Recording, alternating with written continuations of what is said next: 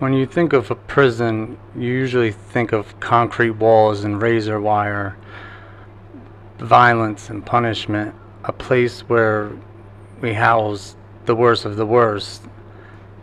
But we don't ever think about the whole spectrum of what goes on behind those concrete walls and razor wire, and the trauma that's caused and the mental health issues that are developed.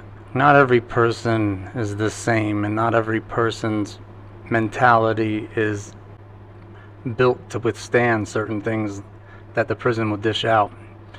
One of the earliest forms of anxiety stems from when you're waiting to be sentenced and you're waiting for the trial or your court hearing, and usually you're sitting in a county jail. That fear of unknowing, not knowing what's going to happen to you, what sentence you'll get, or where you're going to go, causes anxiety, and it causes a lot of people to plead guilty, and accept sentences that they normally wouldn't. But they do it just so they know, just so they can have that solace of knowing it's over with. And then it usually ends up a year or two down the road when it'll dawn on them that their rights were violated. They didn't mean to plead guilty to all these charges, and usually at that point it's too late to even appeal. For the most part though, prison is a place where people go to serve a few years, meet new people, and return back to society. Nothing really ever changes. But for some of us, especially people who have a lot of time in, we develop issues that even my therapist can't identify. And the trauma we endure is different than what most people could imagine. It comes from seeing things you would only see on TV. When it's in real life, it's different. My biggest trauma catalyst actually stems from authority, from the way the guards and staff treated me, throwing me into isolation, into solitary, deliberately rescinding my release date, and then giving me another 10.5-year sentence. I learned just recently that when I go out at night, I don't fear what normal people would fear.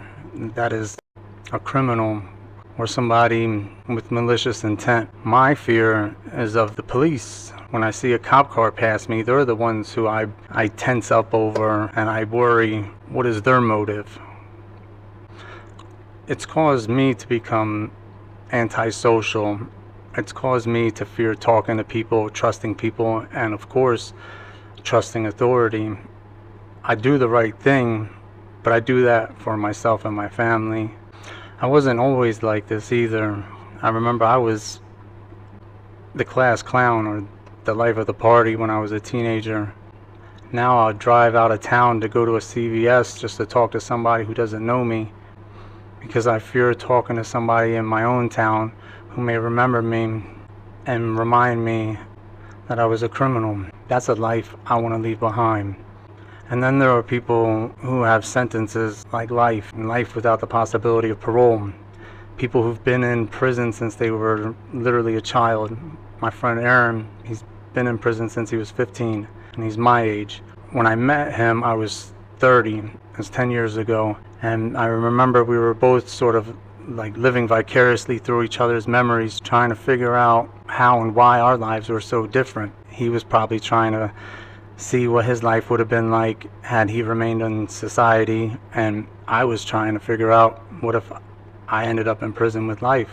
Out here though, there's different ways of coping with trauma and mental health issues. It's very easy to find a place of solace and to keep to yourself. In prison, you don't have that. They have what they call POC, psychiatric observation cell, and it's just a little cell with a bright light where you're kept naked, all but a turtle suit is what we call it. It's like a heavy green Kevlar blanket.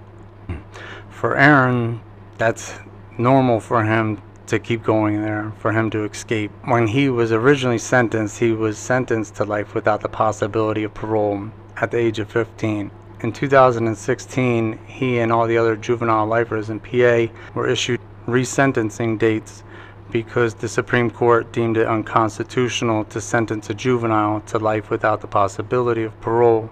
Aaron postponed his in 2016, and at first I didn't think too much of it until the next year, and the next year. He just kept postponing it. I could only imagine what was going through his mind, probably a fear of the unknown. To him, the world is the unknown. He eventually went to court this past December 2024 and was given a 50-year sentence, 50 years to life. That may as well be life. That's what a lot of us refer to as death by incarceration. It's just a sentence that they'll keep you in there until you die. At this point, it should be discernible to nearly everyone that our system is flawed and corrupt. We're reaching a point where nearly everybody is going to have been through the system, arrested, put on probation or parole. And if you consider that statistical growth, it's only a short time before it happens to us all. And when it comes to mass incarceration, it's very easy to understand what the problem is and the solution for it. It comes down to money and profit. If you eliminate the ability to profit, you impede the desire to incarcerate so many people for negligible offenses.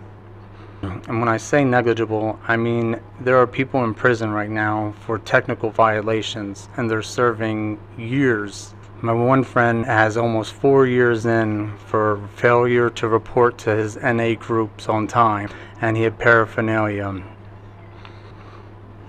And if you want to think of him as a criminal and the rest of these people as criminals, what they're doing is criminal. It's literally the epitome of the definition for monopoly. My goal here is to sort of delineate what's going on behind the walls, a different side that you guys may not see or hear, and for you to see these people as people. And shit like that. But I'm like, why didn't you, even though like she wasn't really in the picture, when I first got locked up, she was like in Ohio, think like tied up in somebody's basement or something. But so she would hear about it, but wouldn't know. So she didn't see me until like 2005 or 6. Remind you, I got locked up in 01.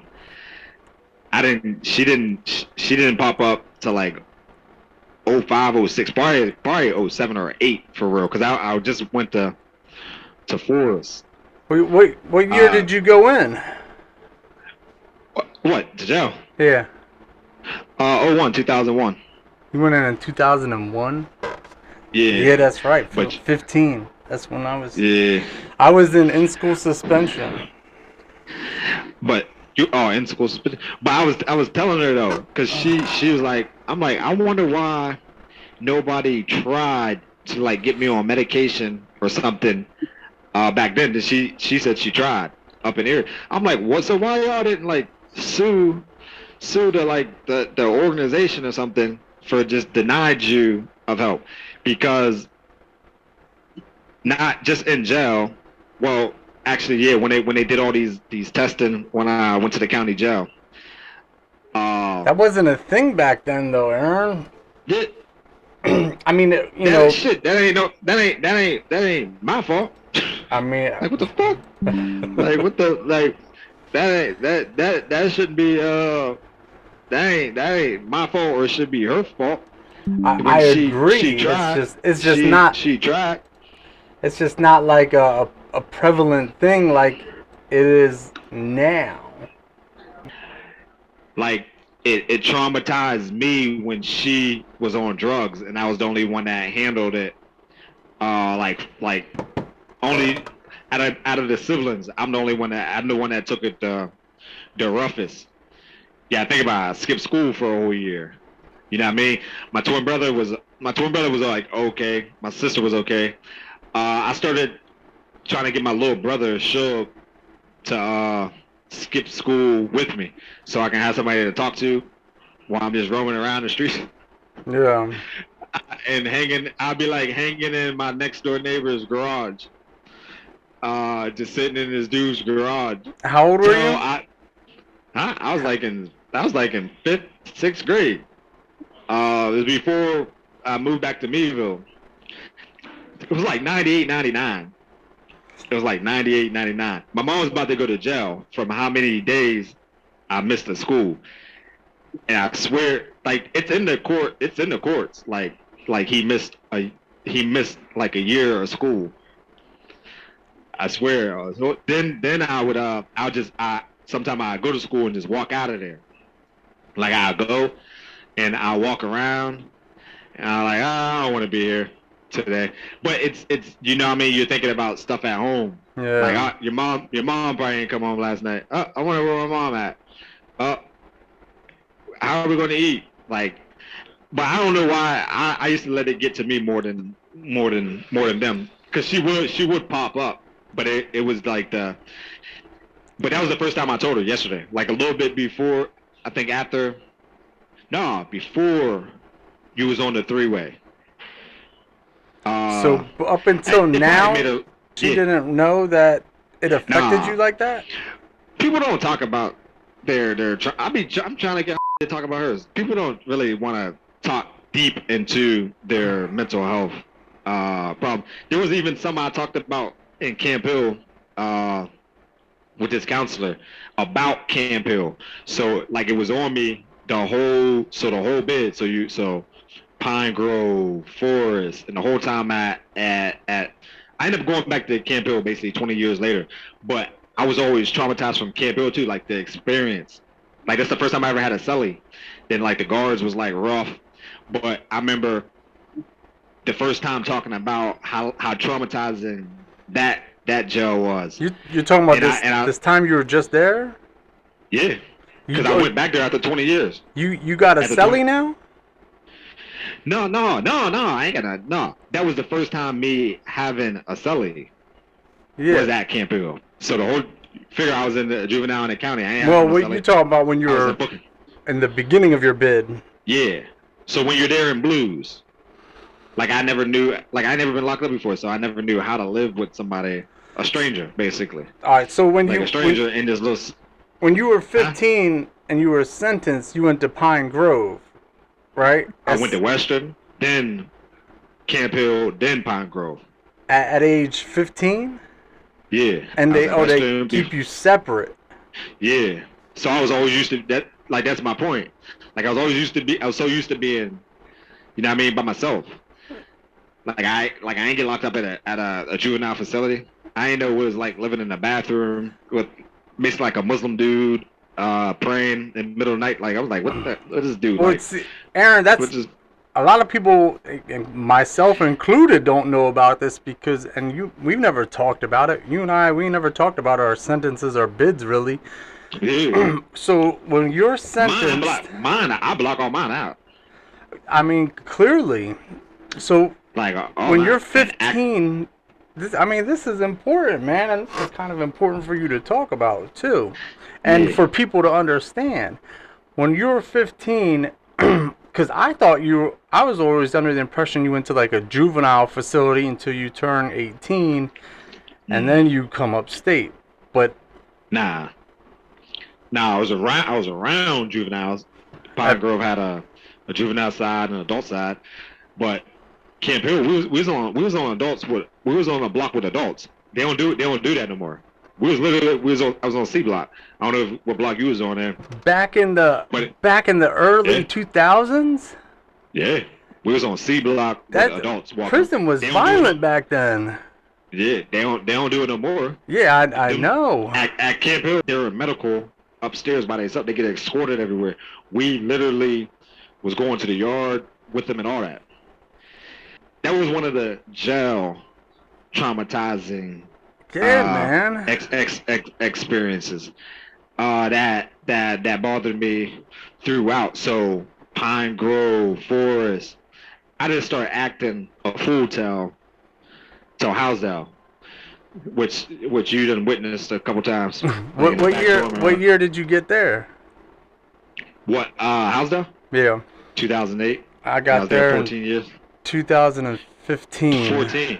14? I thought 14. It might have been. I think 14. Yeah, it was 2014. Yeah, 14. Yeah, this summer. Yeah, but then that's another thing that they keep asking me on them surveys. They like asking. That one falls under my dad. You know they keep asking about like the abuse and shit. They keep asking every survey. From They your keep talking about like childhood or from prison? yeah, childhood. Yeah, they never asked about it. Joe, hold on. I think they have because this last packet was thick. Uh, but like I'm telling them because they would ask about like was it like really bad beatings? Not bad beatings is where I was like bleeding, but it used to be rough. It was abusive. Like yeah, it was like but like back then it wasn't Yeah. like child whatever. Like now you can't even spank. You can't even smack Yeah. a kid if you want to. Smack a kid in a store if you want to. You know what I mean? Or Right. beat a kid with like a stick. Like I'm getting beat with everything, car parts, all kind of shit. But they definitely keep asking about that. But that wasn't like and my dad definitely was like what's that Jackson dudes? What's the Jackson dude? Michael Jackson's dad? Jermaine, or yeah, I know you talk. I think he died too. Um, yeah, but I be wanting people like I'm trying to get her to talk about uh mental health because you really don't get it. You would never like say how like you deal with it head on, right? Is by talking about it. Yeah. Like that's the only way like you're gonna heal. You know what I mean? Somehow, like we already know the medication can't take Yeah. care of everything. You know what I mean? Medication is just like a temporary mask. Yeah, it's I'm going smooth. through Yeah, it. it's I'm going through it smooth right you now, over. Aaron. I, What they got you? They still got you on something? yeah, and I'm going What? through trauma. Just a couple of days ago, man, Still? I went through like some sort of crazy depression. It was like Wow. Thursday night, Friday night, and I was ready to just take off and leave, Yo, man. but hold on. This is what I was about to talk to her about. I didn't even know you was popping on, but this is definitely what I was about to talk to her about. All right, out there, what's it called? 302. Yeah. 302. You do know, and I was going to tell her about this. Sometimes you have to decompress. Yeah. That's the only way you realize, like, all right, what I got around me. Even this little small crap in here. Like when you sit in that POC cell, naked with that dress on, Yeah. and I go all the time. Like Camp Hill, they were so tired of me. Like they wanted to get rid of me. Like I'll come out for 2 days and go right back. But it gets everything almost out of your system, unless somebody like or they're like egging on the mental health, depression, whatever you're going through, anxiety. If they're getting on, if it's messing with you a little bit, I would literally go right back 2 days later, like To cut myself. POC. Huh? Yeah. To POC. Now, Uh, for POC is they keep you did they butt psych. butt ass naked with nothing in the cell. No, they can give me a smock. You're talking about They that give me a turtle suit. Yeah, they give me a turtle suit, but I Aaron, you mean, they talk can't. about this stuff like it's normal. Listen, I always go there. yeah, I know, Well, what? man. They It's they put me there 2 days, like a couple days after I got here, because I was talking about like OD, and I was getting a little stressed out from the court stuff, because I was supposed to go to court you when talking I about when this I got back just here. recently?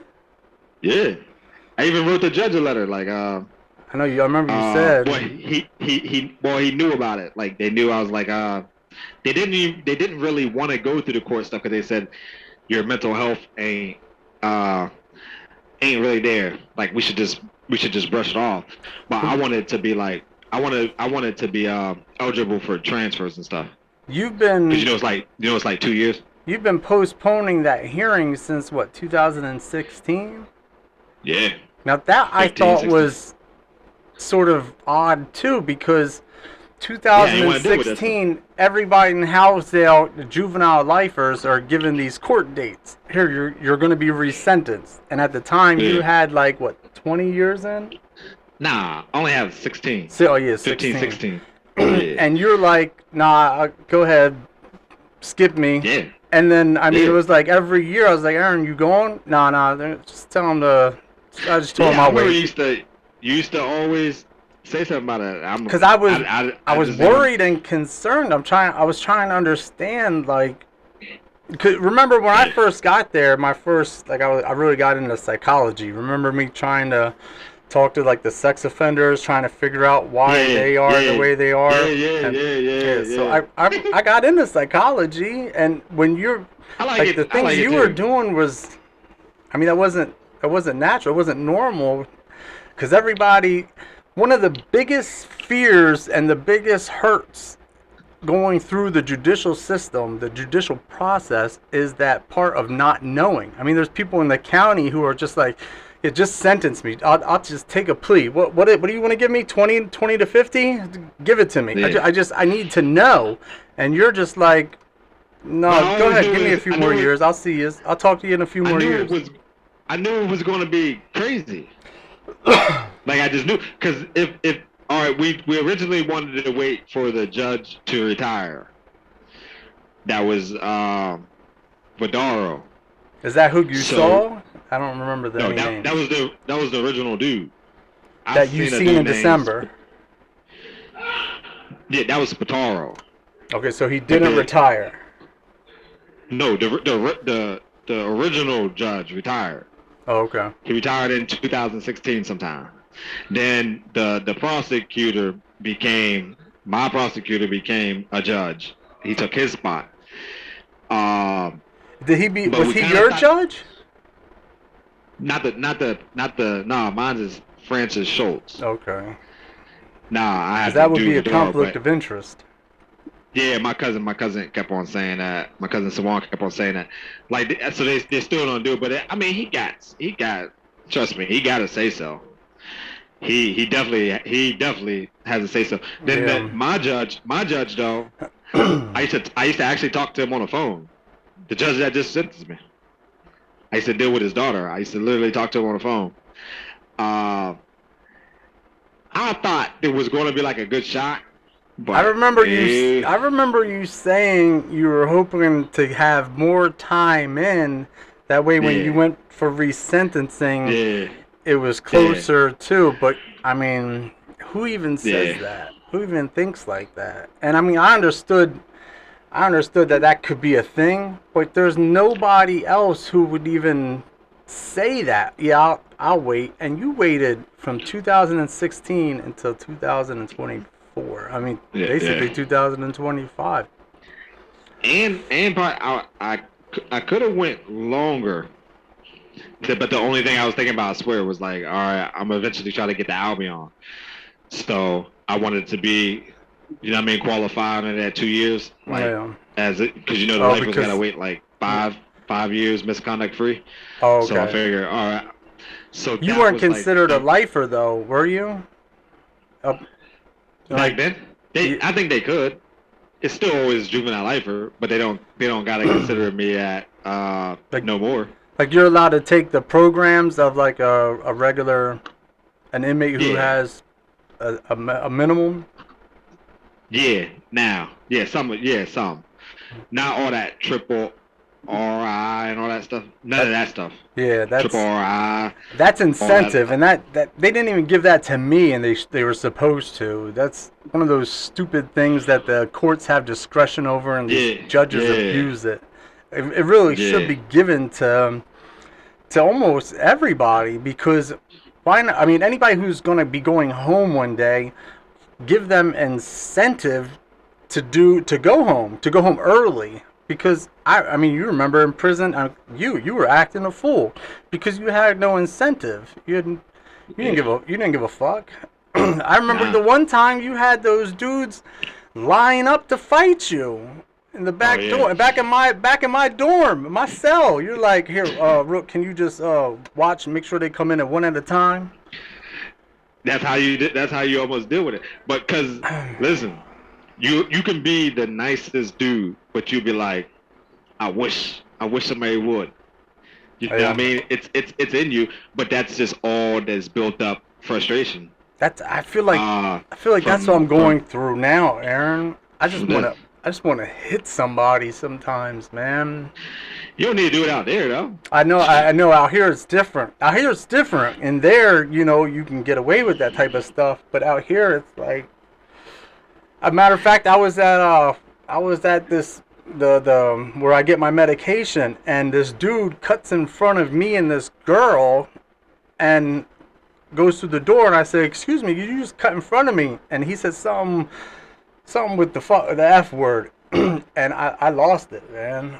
I went at him, and the girl, she said something to me. The other lady said something to me, and I said, if he walks past here, I have nothing more to say. I'm hitting him. That's just the way it is. So they took me to this back room, and they're like, calm down. This was like a week ago, and oh, man.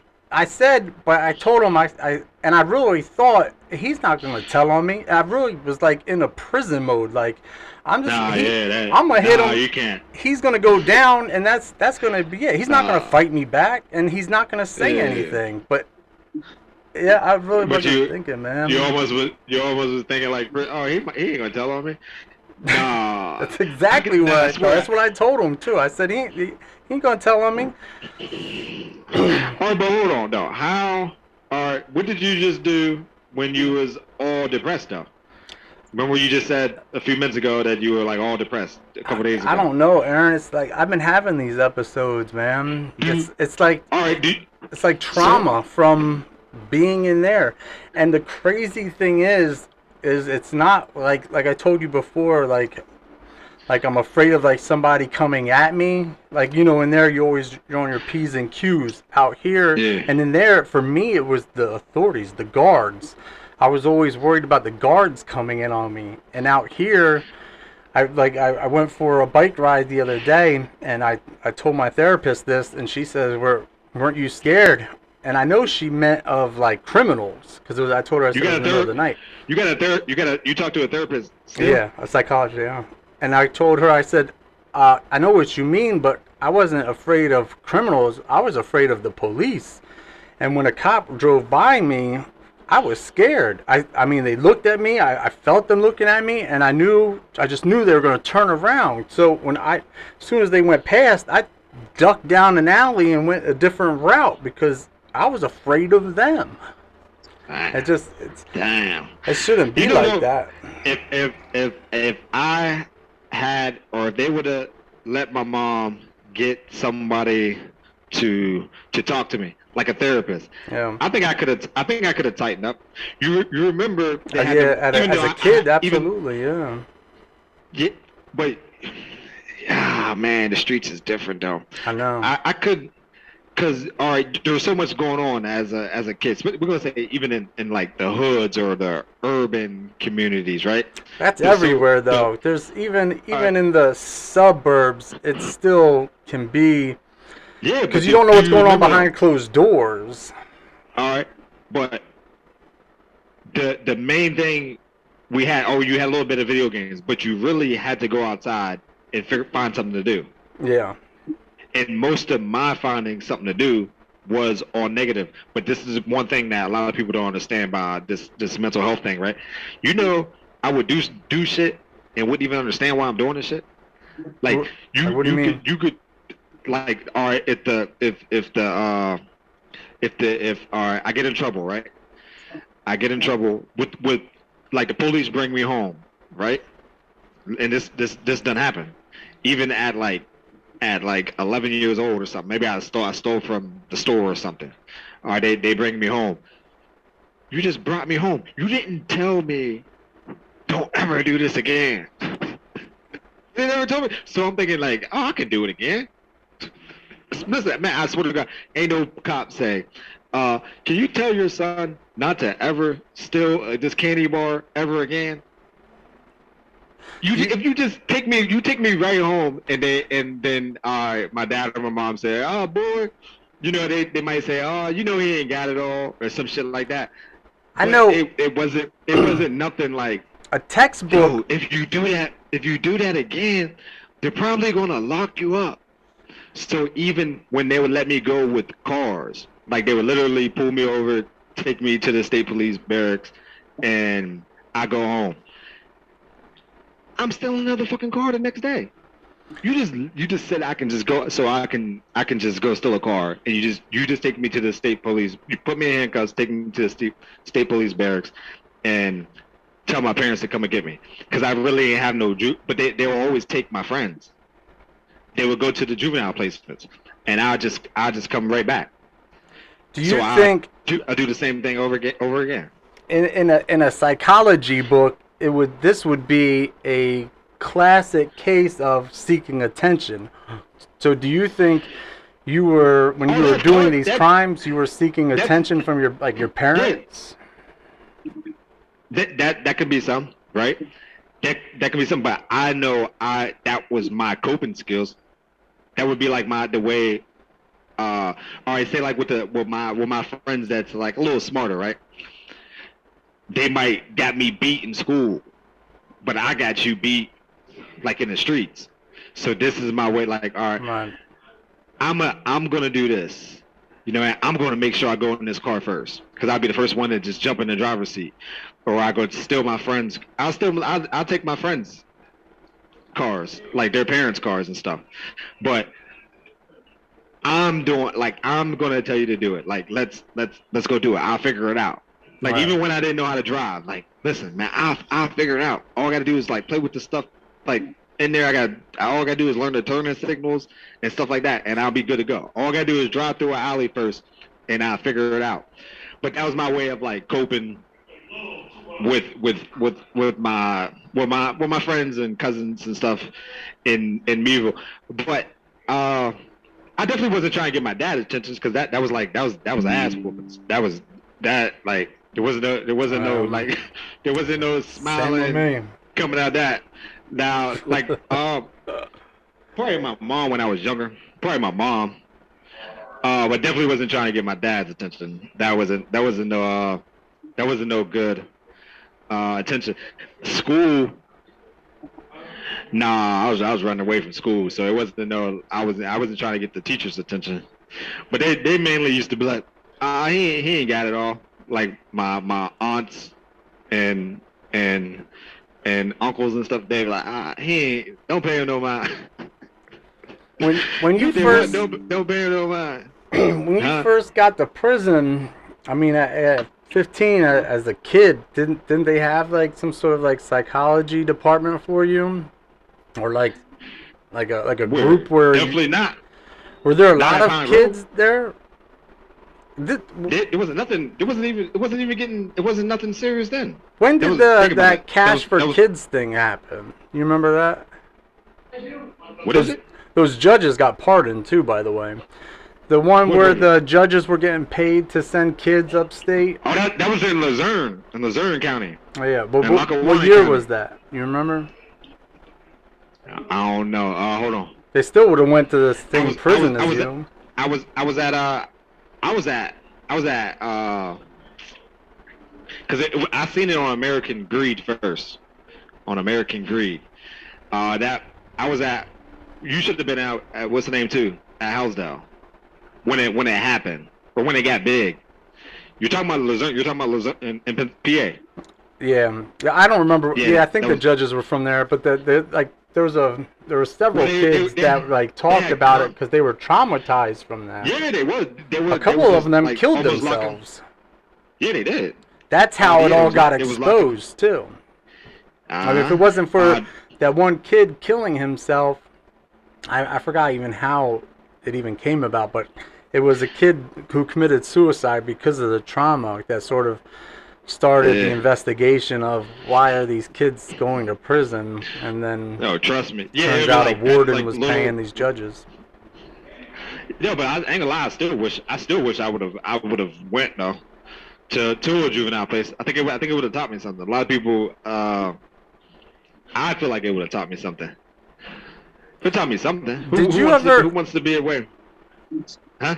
Did you ever figure out? Remember we talked the other day, and I thought you got sentenced to a 50-year sentence, 50 to life, and you said, it might have been 55. I thought it was 55. Did you look? 55. Nah, I hate looking at them papers. I go. I sent. So you should have got some papers today. I got I got that first Forever. packet, but I didn't That I see. sent. Yeah.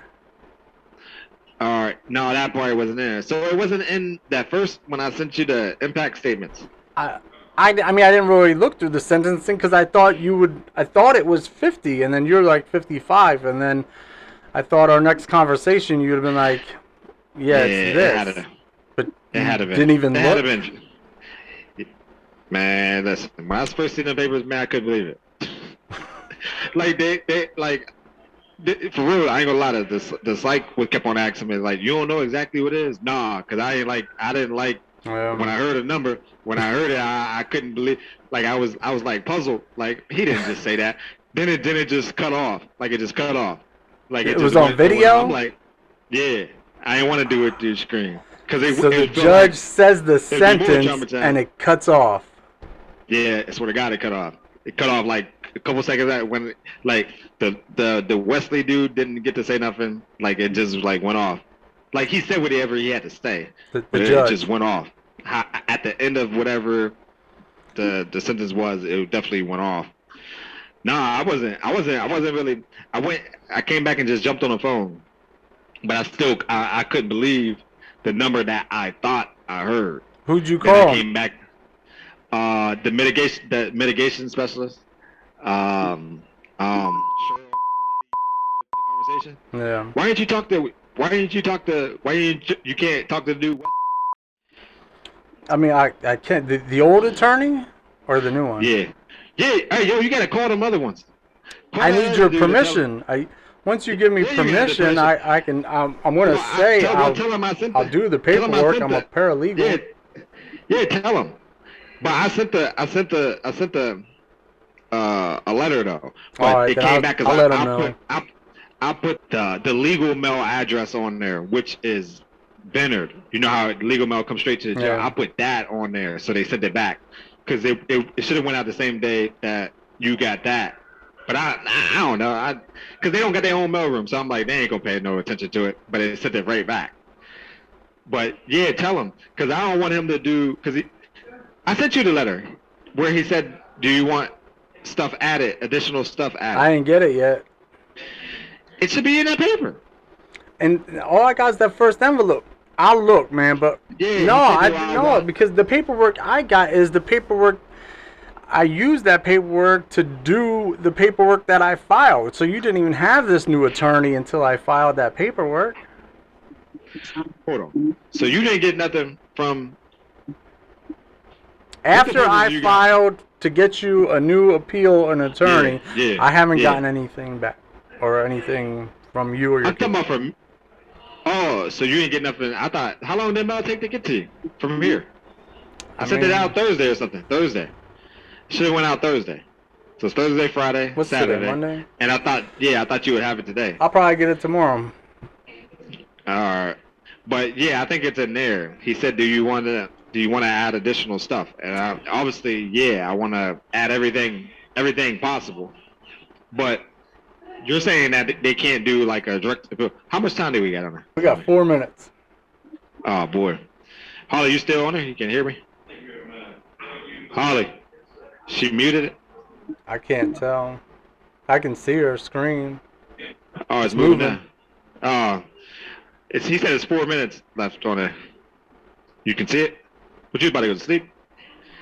It looks really light in there. Uh, Yeah, there's 3 minutes. 3 minutes. So what? So I gotta catch you around like 5 o'clock. I tried earlier at 5 o'clock. Can you hear Tomorrow? me? Yeah. Cause I had to talk. I want to talk to you about this mental health stuff. Yo, so how you gonna set it up with my mom for him? What Or do you mean?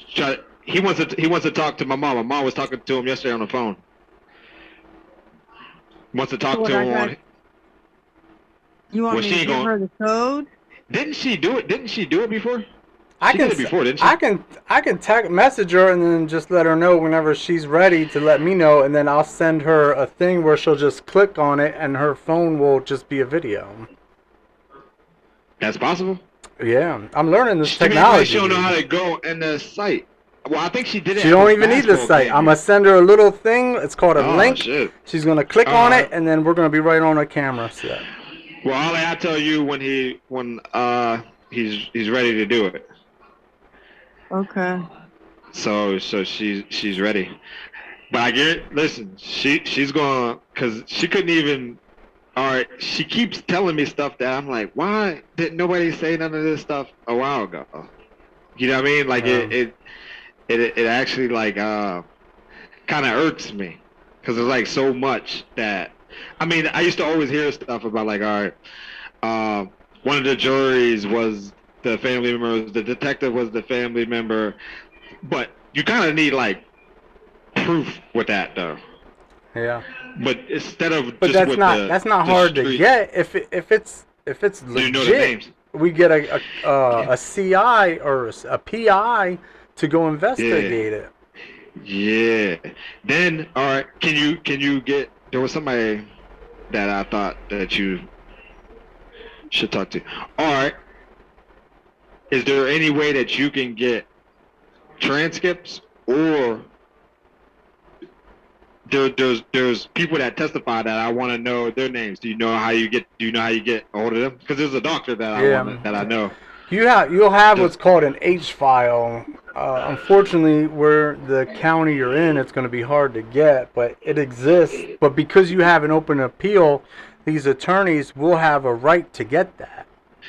Yeah, you gotta tell them, man. I'm on it, Aaron. I'm not going to let it slip. I'm not going to let these guys slip up.